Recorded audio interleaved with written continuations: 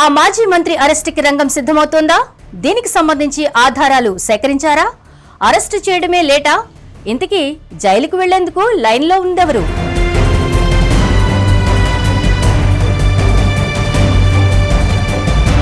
YCP హయాంలో చాలా మంది నేతలు దూకుడుగా వ్యవహరించేవారు. అధికారంలో ఉన్నప్పుడు హవా చూపించేవారు. మేమెంత చెప్తే అంతే అన్నట్లుగా వ్యవహరించేవారు. అటువంటి వారిలో మాజీ మంత్రి డాక్టర్ సీదిరి అప్పలరాజు ఒకరు. 2019లో శ్రీకాకుళం జిల్లా పలాస నియోజకవర్గం నుంచి గెలిచారు అప్పలరాజు.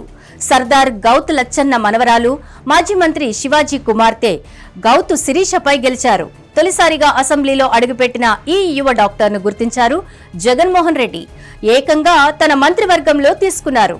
దాదాపు 4 సంవత్సరాల పాటు ఆయన మంత్రిగానే కొనసాగారు. ఈ క్రమంలో దూకుడుగా ఉండేవారు. అనుచిత వ్యాఖ్యలు చేయడానికి కూడా వెనకడుగు వేసేవారు కాదు. అప్పట్లో చంద్రబాబుపై అసెంబ్లీ వేదికగా కూడా రెచ్చిపోయిన సందర్భాలు ఉన్నాయి. అరుదైన వ్యాధితో చంద్రబాబు బాధపడుతున్నారంటూ హేళన చేసిన పరిస్థితి ఉంది. ఎన్నికల ప్రచారానికి చంద్రబాబు పలాస వచ్చినప్పుడు కూడా అప్పలరాజుపై నిప్పులు చెరిగారు. చిన్నపాటి చేపగా అభివర్ణించారు. కూటమి వచ్చిన వెంటనే అప్పలరాజు అరెస్టు తప్పదని ప్రచారం నడిచింది. కానీ ఇప్పటికీ అది సాధ్యమయ్యేలా కనిపిస్తోంది.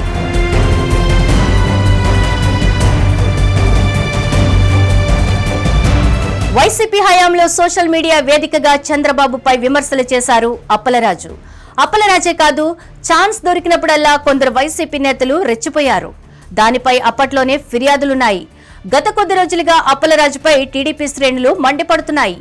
ఆయన అరెస్టు విషయంలో ఎందుకు ఉదాసీనంగా వ్యవహరిస్తున్నారని హైకమాండ్కు ఫిర్యాదులు వెళ్లాయి. పైగా వైసీపీ హయాంలో టీడీపీ సోషల్ మీడియాలో యాక్టివ్గా ఉన్న వారిని టార్గెట్ చేశారు అప్పలరాజు. ఆపై మహిళా నేతను కూడా చూడకుండా గౌతు శిరీషపై అసభ్యకరంగా పోస్టులు పెట్టించారన్న ఆరోపణలు అప్పలరాజుపై ఉన్నాయి.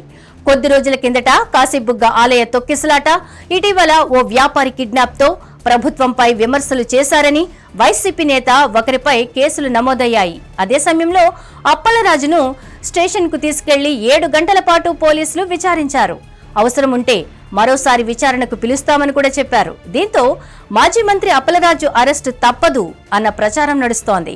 అప్పటి దూకుడుకు ఇప్పుడు ఫలితం దక్కుతుందని అంటున్నారు. అప్పలరాజు పశుసంవర్ధక శాఖ మంత్రిగా కూడా ఉండేవారు. డైరీకి సంబంధించి, పాల అభివృద్ధికి సంబంధించి చాలా రకాల పథకాలను అప్పట్లో ప్రవేశపెట్టారు. పశుసంవర్ధక శాఖకు సంబంధించిన నిర్ణయాలు కూడా తీసుకునేవారు.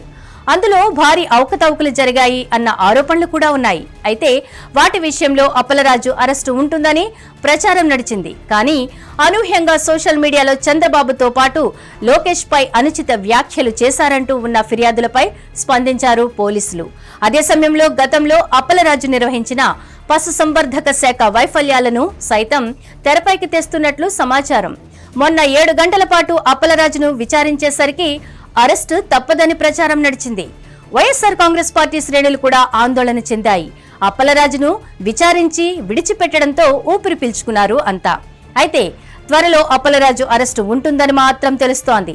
మరేం జరుగుతుందో, ఎలాంటి పరిణామాలు చోటు చేసుకుంటాయో వేచి చూడాలి.